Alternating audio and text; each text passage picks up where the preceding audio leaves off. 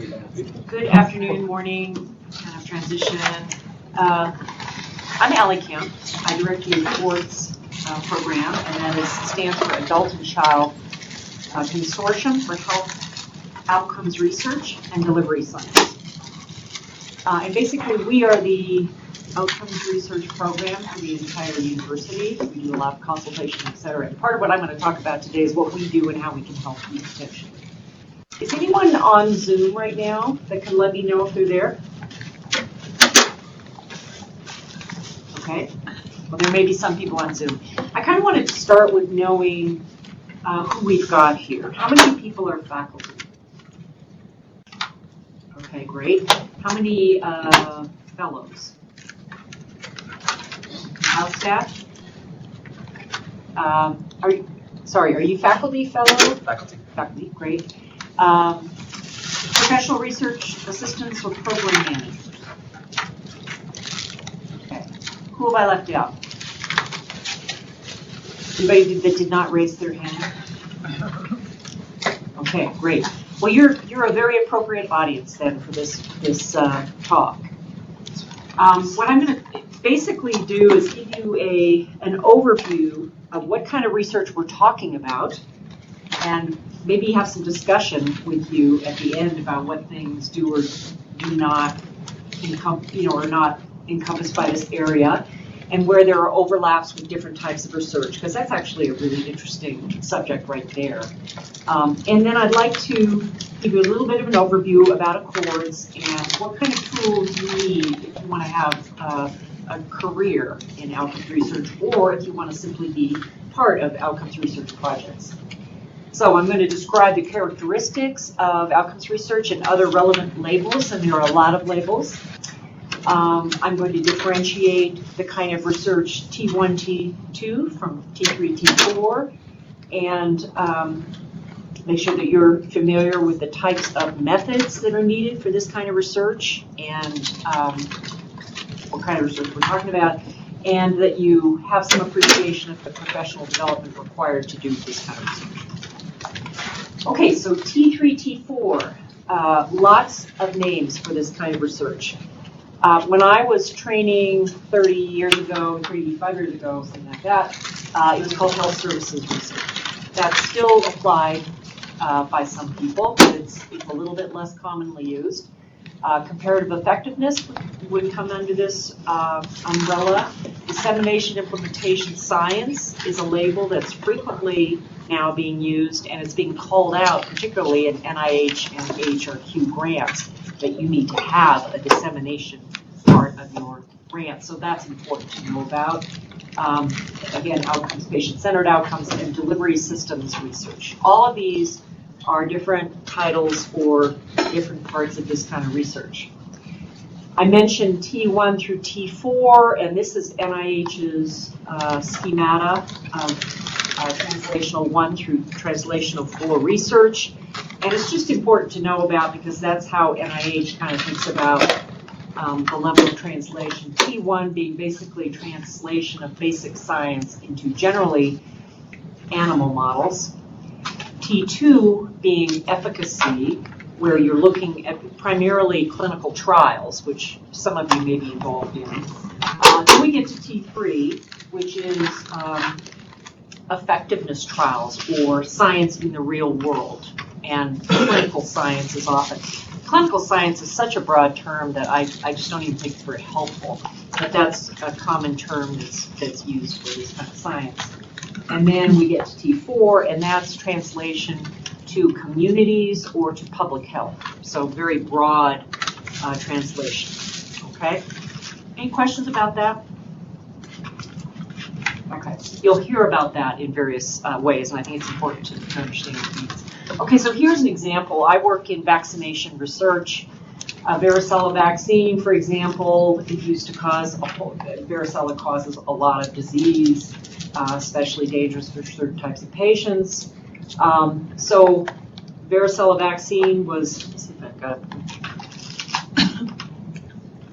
first worked on in a basic science laboratory, developed. There were early translational studies, testing in animals, and then we got to clinical trials where it was tested for efficacy in highly controlled situations. And finally, we get to effectiveness implementation, which is testing in real-world settings and examining methods of increasing delivery of evidence-based practice. Okay, so that's sort of the cycle of T1 through T4 through one example. Okay, so why do we need this kind of pragmatic research? First of all, generally in the past, research has been very slow. It still is. But pragmatic research is an attempt to increase the speed of developing evidence. Traditional RCTs are very laborious and slow. How many of you are involved in clinical trials? Okay, so this takes a lot of time, and it's very expensive. And the most common reason for non-adoption of evidence is that research may not be relevant to what practitioners are doing in their real world, in their real world settings. And usual research can produce findings that are not easily put into practice, that are not easy to implement.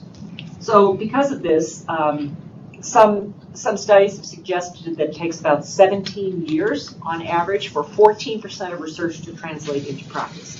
Most research, whether it's successful or not, is never translated into practice. That's a hard thing for people to believe, but it's true. So the most common type of research is bench to bookshelf. A lot of things that are developed never translated into practice. So one of the reasons for this whole rise in pragmatic science is to increase the relevance of what we're doing in science to clinical practice. In NIH, there is an enormous focus on validity, internal validity. How good is the science? And slightly less emphasis on how important is the science, and extremely small focus on is the science useful. So NIH classically is focused almost exclusively on internal validity, with very little focus on what we call external validity, or how relevant it is, and therefore a lot of what is discovered has not been translated. And so too often we have assumed if we build it, it will be used. That's not the case. Just as an example, traditional RCTs study effectiveness of treatments under highly controlled, ideal conditions. You do not want variation in clinical trials because you want efficacy. You want to know, could this be effective under ideal conditions? However, when we implement those kinds of evidence-based interventions in everyday practice, what we observe is a voltage drop. This is an example from Russ Glasgow, where he looked at a cancer prevention intervention. And assuming it was 100% effective in an efficacy trial, the voltage drops at each of these levels. Is it adopted by people, practitioners? Are practitioners trained to deliver it? Are trained practitioners choosing to deliver it after they get trained? Are eligible populations receiving it? Are they choosing to receive it, or are they receiving it, because they may or may not come in? Can it be sustained? So each of these are examples of voltage drops in implementation. And if we assume about 50% drop at each step, if a intervention was 100% effective and it dropped by 50% at each step, it would have a net impact of 3%. Now, actually, doing implementation science myself, I can tell you that 50% is very optimistic for some of these. Okay, so this is a real challenge when we move into the real world. The latest research shows that we really should do something with all the research we're creating, and that is what pragmatic science is all about. So what kind of science, what are we talking about here? There's an emphasis on external validity, as I said, relevance to practice and policy, real world rather than ideal or highly controlled settings. This kind of science really relies on a multidisciplinary approach. we really need, in order to understand what's going on when we implement in the real world, we really require collaboration between clinical and social scientists. So it's pretty much always collaborative. The outcomes we look at are multifaceted and patient-centered. A drug that is proven to be effective in a clinical trial may produce side effects or may change quality of life in a manner that is entirely unacceptable when it's introduced in a broader real world. So quality of life, functional capacity, those kinds of things are often very important. What patients care about. And implementation science becomes especially critical for increasing adoption of evidence-based practice. The kinds of methods we use in this science, it can involve large or semi-large data. Large data now is like so large that it's nothing I've ever done, but so it's sort of semi-large or medium-large data, which would be EHR or data, existing databases that are national.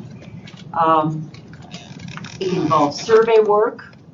It often involves qualitative or mixed methods. And for dissemination implementation science, which is the study of how things are implemented, it's absolutely critical to have qualitative or mixed methods because you need to know why things work or don't work. Is somebody on the Zoom? I think you might need to mute yourself. Okay.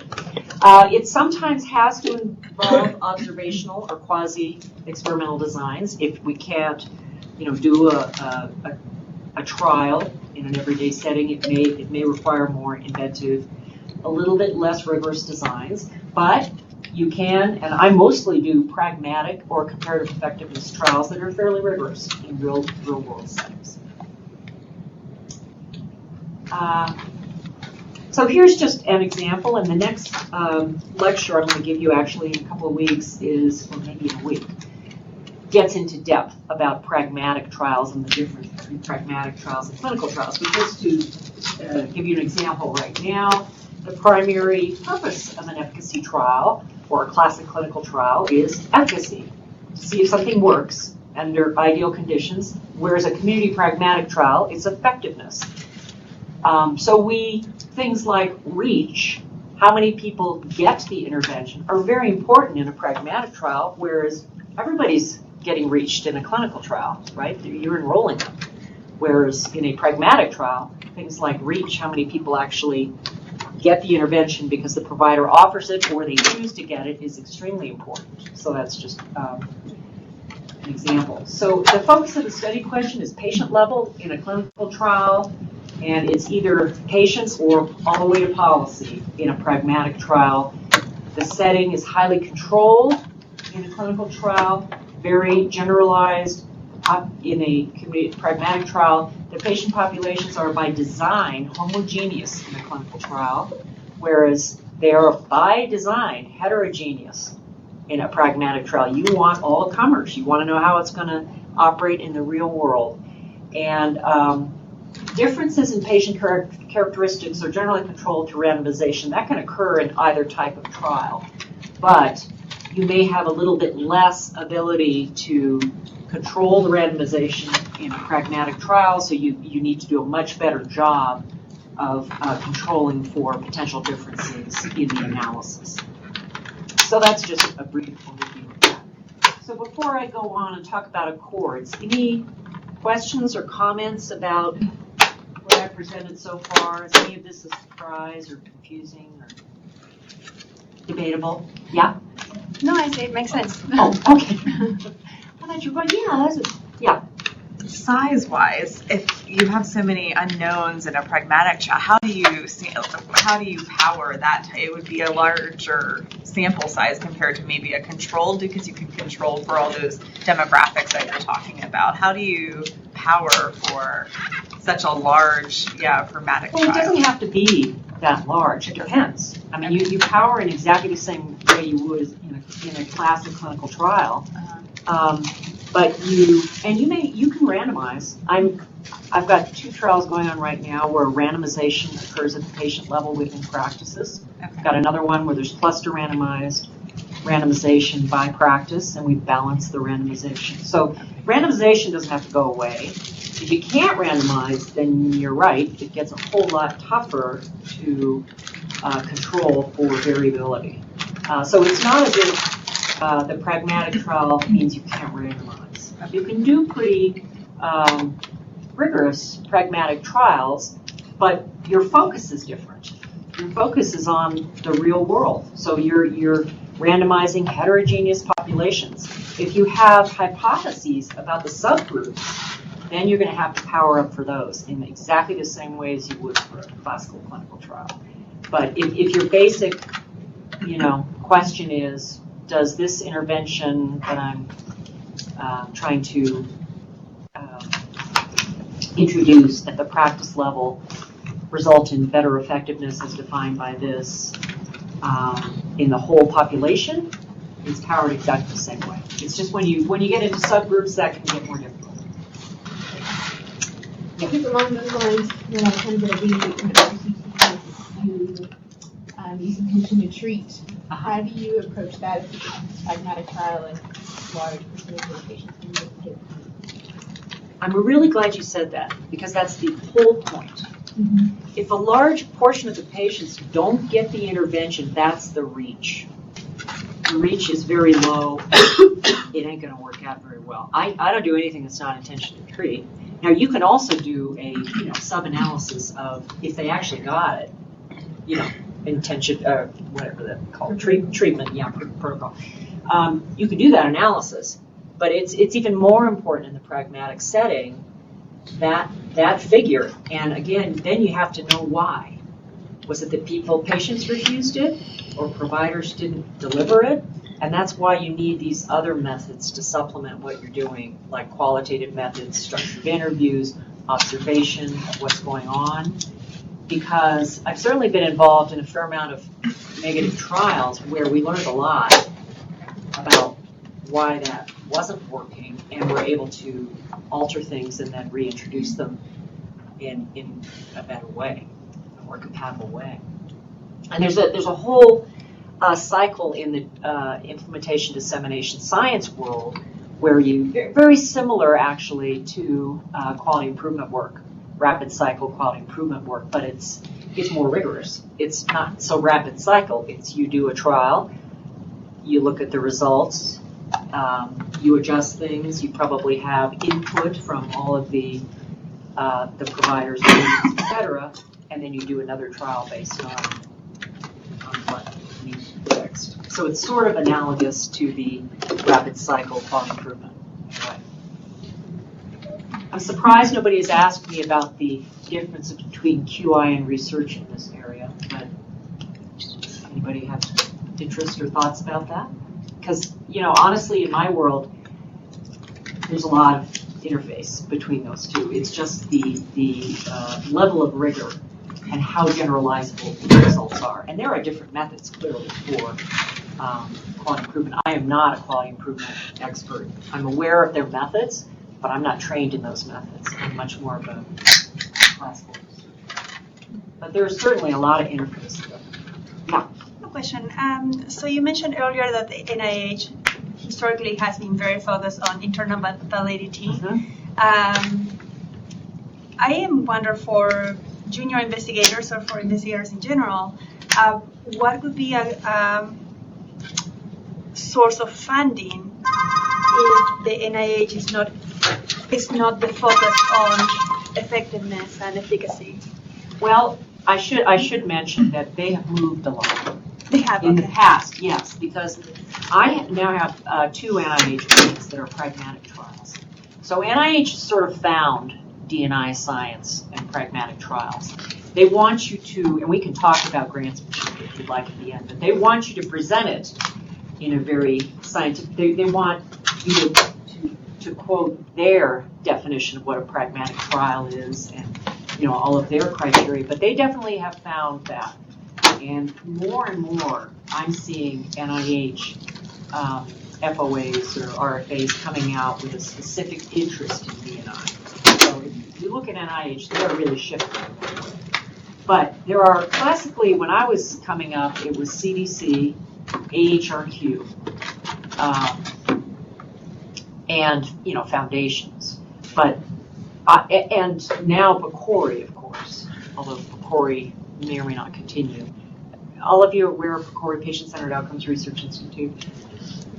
That's actually a huge source of funding for this kind of work, particularly for comparative effectiveness trials. But NIH has really moved in that direction. Okay, we can talk more about funding at the end if you'd like. Okay, so now I'm going to talk for just a minute about what Accords is, because I'd like you to be all aware of it if you're interested in this kind of science.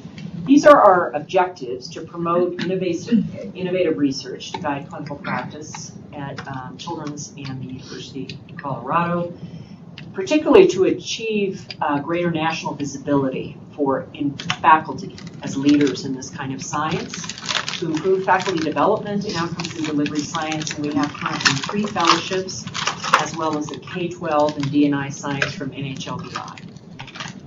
We support, I believe the last number was 45 K awards, so lots of support for trainees.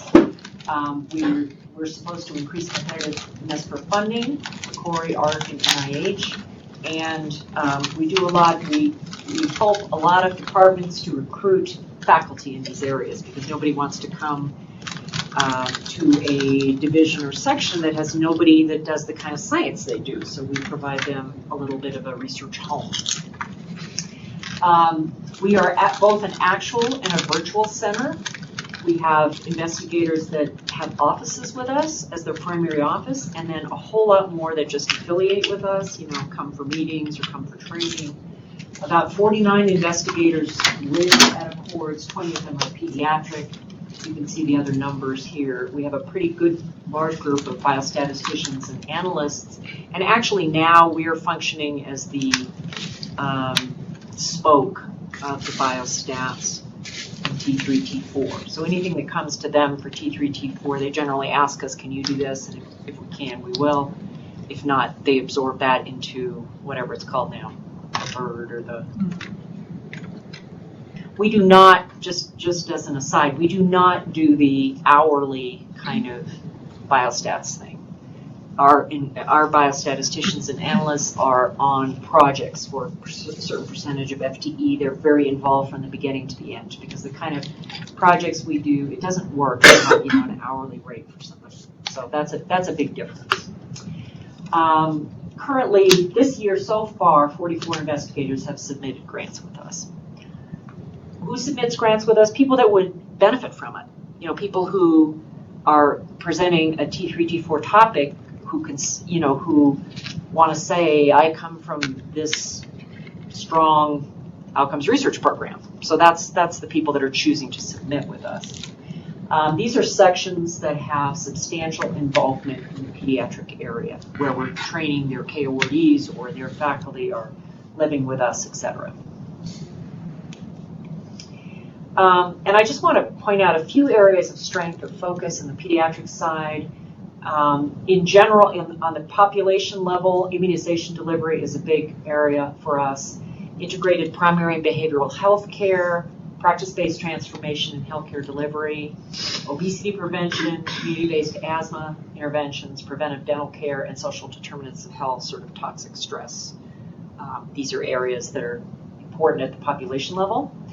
And areas of strength in the hospital or subspecialty focused areas include healthcare for children with medical complexity. That's a pretty big area for us. Shared decision making in a variety of specialties, surgical outcomes, intensive care outcomes, and hospital medicine outcomes. So how can Accords help you? We provide consultation to faculty. Any faculty member can come to us about an individual project or grant submission. Sometimes section heads or come to me and say, I want to develop this area in my section, and then that requires substantial infrastructure and advice. We do a lot of mentorship, as I said, through our fellowship programs. We have work in progress groups of faculty that meet at Accords They're often graduates of our training programs, but not always. You know, they're people that need a home for their research, and they don't really have it in their division or department. So they come to us, and we kind of develop groups of it doesn't matter their subject matter as much as their level. So people that are all working on Ks or people that are all working on Rs. The methods are the same. It doesn't matter. You know, everyone has their own subject expert where they are. That's not their problem. Their problem is they need the methodologic support and probably advice about how to submit, where to submit, etc. We have a lot of educational offerings that are often over there, but also in ED2, right? And this series that we're doing over here is sort of an attempt to get people aware of those educational offerings as well. And certainly we send out blasts to all the faculty, but they don't always, I mean, I get a million things in my email too. So. But if you get one now that's come from Accords, maybe you'll say, oh, I know this. I think the main thing we do is we forge connections. You know, we bring people from different specialties or disciplines together, help them forge collaborations and perhaps lead to grant applications, etc. We're going to hand out a little summary of Accords and how you would access different cores or programs in Accords. And I'm just going to summarize quickly. We have a variety of cores and programs, and these cores and programs are supported by Accords specifically to do consultation and to help with development of proposals. Okay. So there's a qualitative methods core, there's a biostats and analytic core, there's a mobile health and informatics core, practice-based research networks. Have you all heard about those, practice-based research networks? These are networks of practices that like to do research. That basically have said, well, we might be interested in doing research so that you can use a laboratory that is an actual practice. We have a very large program in dissemination implementation science that's directed by an international authority in that area, Russ Glasgow. An educational program, research training program, program for patient-centered decisions or shared decision-making, community engagement and outreach program, and that's in collaboration with the CCTSI. And we have a new ROC Center, which is Research and Outcomes in Children's Surgery, directed by Allison McLeod, lives with us over here, over at Accords. Okay, before I go on, any questions about that? We spend a few minutes talking about professional development. Any questions about Accords? Okay.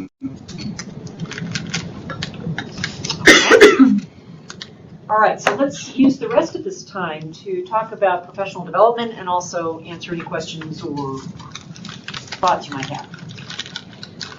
So I actually commissioned this by a cartoonist. This guy's coming in saying, hey, I wonder if you guys could give me a pipette or maybe a gene splicer. I wanted to take a whack at bench research in your lab. So this would never happen, right? This would never happen. But it happens all the time to health services researchers. And why? Because there hasn't in the past been a lot of appreciation for this actually taking training and taking tools. You know, it used to be, when I was early in my career, clinical research, as it was called then, or health services research was sort of like, didn't like or didn't make it in basic science, I'll do this. This doesn't take any training.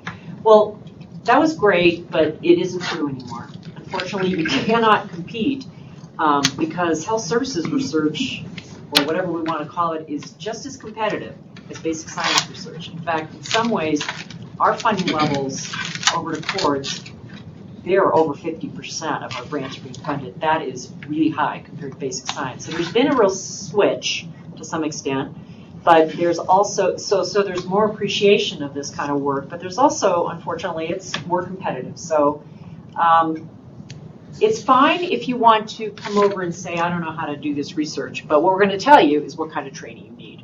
Not, come on in, you know, sure, we'll give you a pipette, okay?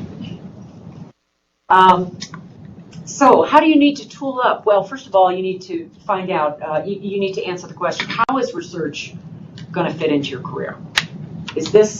Are you trying to be a PI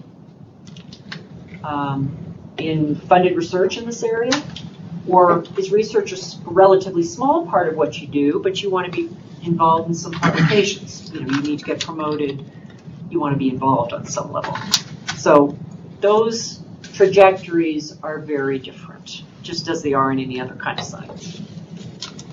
So if research is going to be a major focus, I would strongly suggest that you do a fellowship involving all the elements that I'm about to talk about, and that there are a lot of fellowships now in health services. Actually, the RWJ Clinical Scholars I should scratch because that's now gone. There are primary care research fellowships. We have both a primary care and a subspecialty fellowship, a fellowship in health services for subspecialists at Accords. So those two are available, but across the country, there are a variety of T32s, and they're more commonly in the primary care areas because that's where health services really grew up. So it's not as if they're totally in those areas, but they're more common in those areas. But fellowship is the best way to get trained, a research fellowship.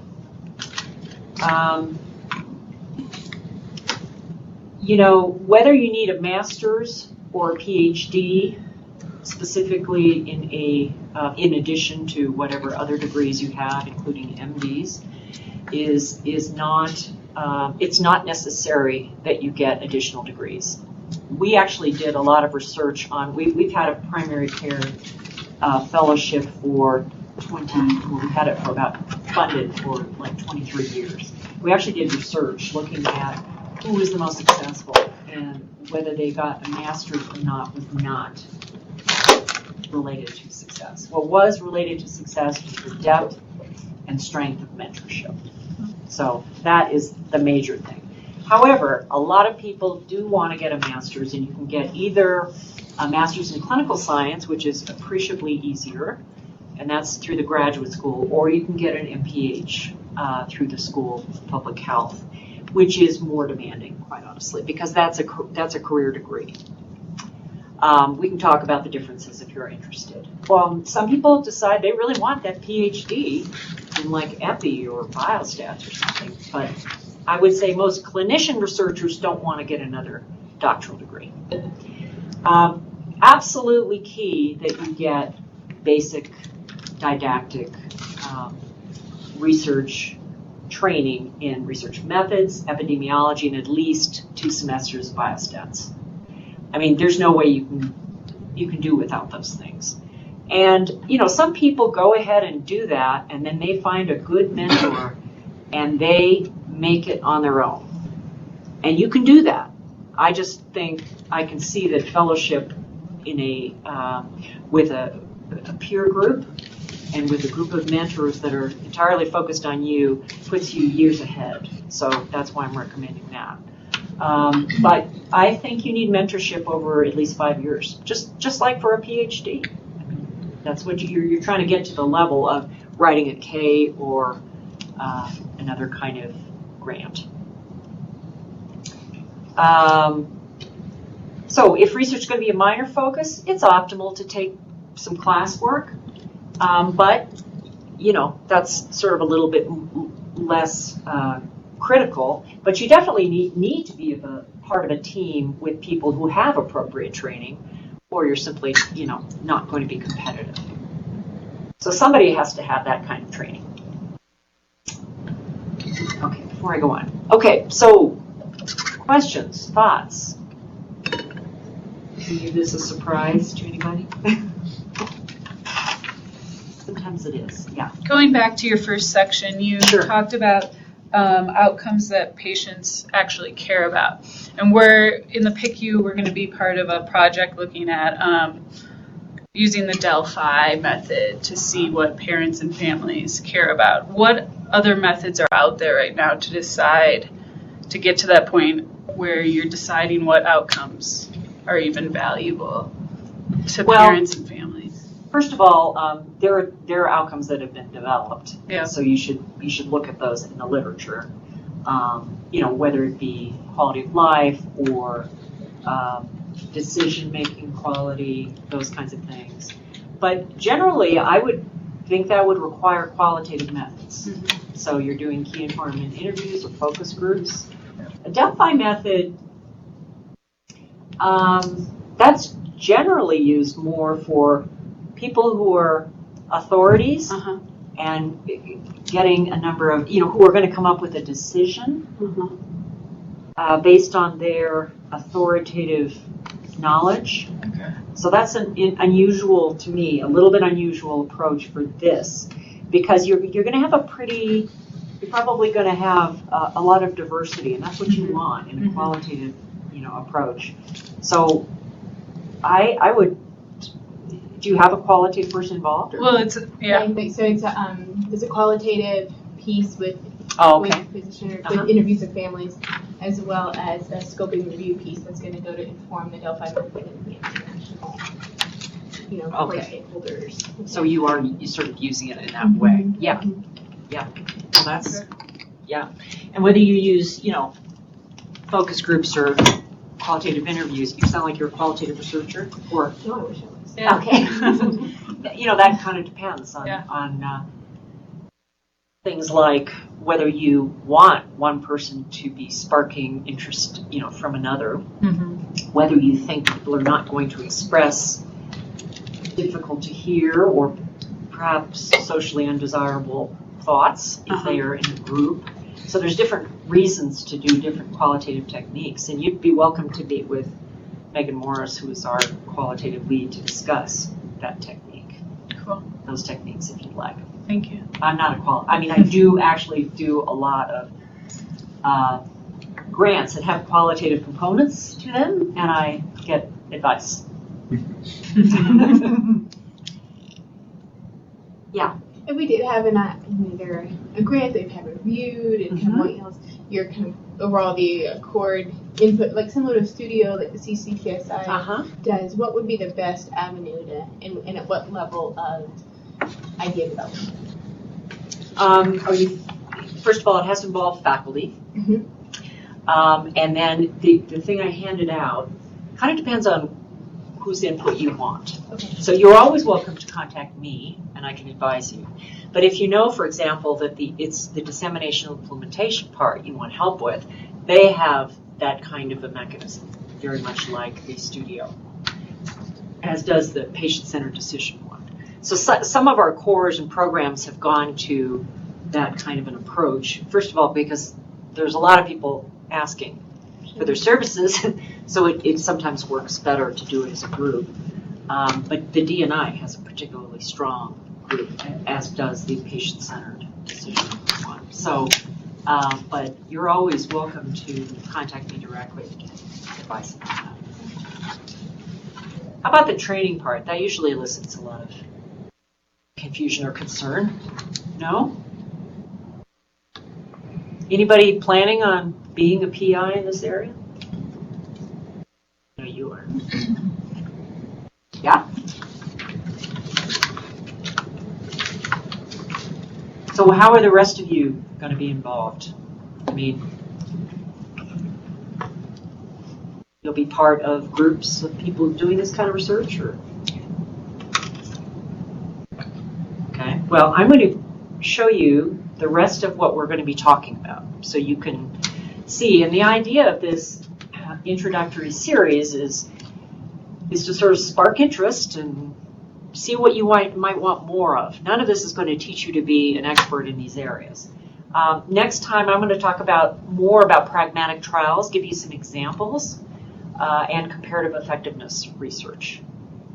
Then we're going to have a talk by Lori Crane about surveys, basically Survey 101. Some things to think about if you're developing a survey. Again, it won't make you an expert in survey development, but it might spark an interest in taking a class in survey development or something like that.